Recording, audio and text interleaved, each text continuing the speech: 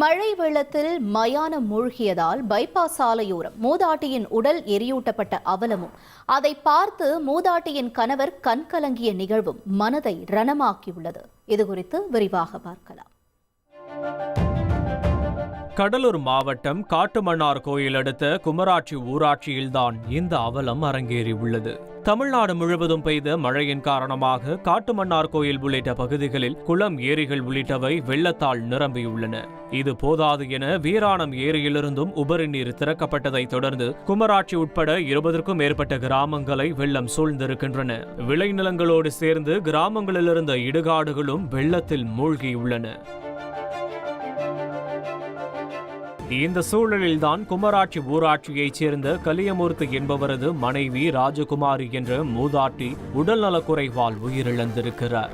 இதைத் தொடர்ந்து சிதம்பரம் திருச்சி தேசிய நெடுஞ்சாலையின் இரு பக்கமும் கண்ணுக்கு எட்டிய தூரம் வரை வெள்ள நீர் சூழ்ந்த நிலையில் மூதாட்டியின் உடலை எரிக்க வழியில்லாமல் தவித்த உறவினர்கள் பைபாஸ் சாலை ஓரத்திலேயே உடலை எரியூட்டிய வேதனையான நிகழ்வு நடந்திருக்கிறது. குமாரி என்கின்ற பெண்மணி இறந்துள்ளார். அவரை அடக்கம் பண்ணுவதற்கு எங்கள் சுடலை பாதை நீரால் மூழ்கப்பட்டது.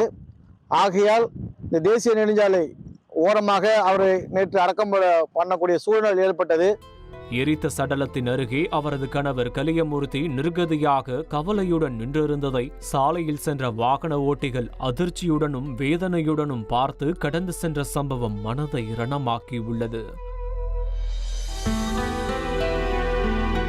ஒவ்வொரு மழைக்காலத்திலும் இறந்தவரின் சடலத்தை எரிக்கப் போகும் போதெல்லாம் இடுகாடு வெள்ளத்தில் மூழ்கிவிடுவதாக வேதனை தெரிவித்திருக்கிறார் குமராட்சி பகுதியைச் சேர்ந்த விவசாயி இளஞ்செழியன்.